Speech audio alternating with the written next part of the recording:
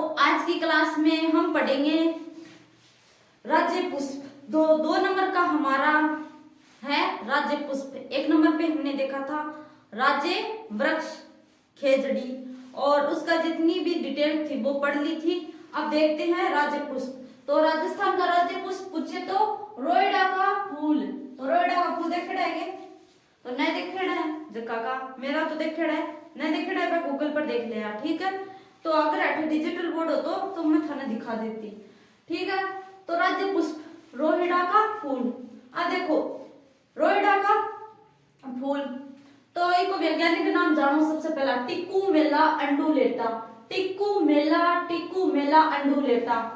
तो टिक्कूमेला पहला तो देखो टिक्कू ने मेलो फिर अंडुलेटा उल्टा कर दिया तो इसका नाम ऐसा ही है टिक्कूमेला अंडुलेटा। अब देखो घोषणा कब की गई, इसे राज्य पुष्प का दर्जा कब दिया गया?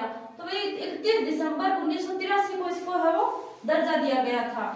तो ये मेरा थोड़ी कंफ्यूजन है कि 31 अक्टूबर है या फिर दिसंबर है, तो आप देख लेना और कमेंट में जरूर बताना कि 31 अक्टूबर है या फिर दिसंबर है। यहाँ पर 1983 तो फिक्स है, 1983 है। ठीक है, तो जो राज्य वृक्ष हमारा खेजड़ी और जो फूल है इन दोनों को साथ में दिया गया था 1983 में। तो यहाँ पर शायद 31 अक्टूबर है या फिर 31 दिसंबर है। इसके जो तो भाई इसका जो फूल है वो मार्च और अप्रैल में खिलता है। ठीक है, ये बात भी ध्यान में रखना। और इसका कलर रंग किस प्रकार का होता है? वो होता है हिरमिच कैसा कलर होता है कि पीला और केसरिया। तो पीला और गहरा केसरिया कलर का होता है, पीला और गहरा केसरिया। तो जो कॉम्बिनेशन होता है इनका कलर का वो होता है हिरमिच। तो सुंदर होता है। अब देखो उपनाम, जिस प्रकार से हमने राज्य वृक्ष खेजड़ी के नाम जाने थे कि राजस्थान का गौरव कल्प वृक्ष। ठीक है, उसी प्रकार से इसके उपनाम है भाई मरुशोभा, मारवाड़ टीक। ठीक है, मारवाड़ टीक, राजस्थान का सागवान। तो मरुशोभा, मारवाड़ टीक और देखो दो तो नाम है में से मरु टीक और मारवाड़ मरुशोभा और राजस्थान का सागवान। अब देखो रोइडे के जो फूल होते हैं इन फूलों के ना एक कीट लग जाता है जिसका नाम है जुरबिन।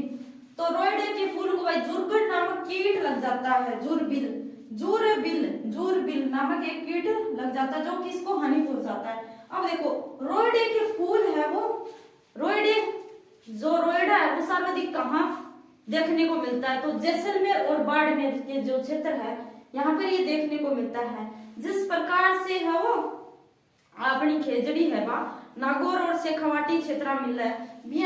जो रोइडा का फूल है वो मिला जैसलमेर और बाड़मेर में।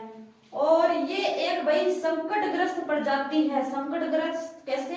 मतलब ये दुर्लभ प्रजाति है, रेयर चांस में ये अब इतनी ज्यादा है वो नहीं मिलती। ठीक है, जितनी खेजड़ी है उतनी नहीं है। ये है वो संकटग्रस्त है, मतलब खत्म होने के कगार पर। तो भाई पौधे लगाया करो आप भी घरों में। अब देखो तो ये राज्य पुष्प हो गया अपना। ठीक है, तो ये सारी बातें आपको नोट करनी है अपनी कॉपी में। अब देखो राज्य लोक वाद्य यंत्र तो एक बड़ा एक छोटा। तो राज्य पुष्प के बाद में देखो राज्य लोक वाद्य यंत्र। तो जो राजस्थान का राज्य लोक वाद्य यंत्र है वो है अलगोजा। तो अलगोजा की आकृति है भाई वो बांसुरी की जैसी होती है। तो दो बांसुरी होती है, ऐसे दो बांसुरी होती है और इसको मुंह से बजाया जाता है। तो 5 छिद्र इधर होते हैं, 5 इधर होते हैं। तो 2 होती है, दो बांसुरियों को मिलाकर है वो ये बनती है अलगोजा। और इनके 5-5 छिद्र होते हैं। ठीक है, ये बांसुरी की जैसी होती है, बस डबल कर दो इसको और बजाओ। तो इसका फेमस जो अलगोजा वादक है वो है रामनाथ चौधरी जी। तो रामनाथ चौधरी जी का नाम ध्यान में रखना क्योंकि ये है वो जयपुर के जो पदमपुरा गांव है यहाँ से आते हैं। और ये भाई मुंह से नहीं बजाते बल्कि नाक से बजाते हैं। तो नाक में है वो डालकर ही बजाते हैं। तो इनकी विशेष बात ये है कि ये है वो नाक से अलगोजा बजाते हैं। वाह क्या बात है। तो प्रसिद्ध अलगोजा वादक कौन है? रामनाथ चौधरी। तो पूछा जा सकता है कि प्रसिद्ध अलगोजा वादक कौन है भाई? निम्न में से प्रसिद्ध अलगोजा वादक जो कि नाक से बजाते हैं अलगोजा, तो कौन बजाते हैं? रामनाथ चौधरी। अब देखो जो मेर जाति है, मेर जनजाति, ठीक है। मेर जनजाति अपने जो सामाजिक व धार्मिक कार्य करती है तो उसमें अलगोजा का वादन करती है, मतलब अलगोजा बजाती है। मेर एक जनजाति है, मेर, जो कि है वो अपने सामाजिक और धार्मिक जितने भी कार्यक्रम करती है उसमें है वो ये वाद्य यंत्र बजाती है।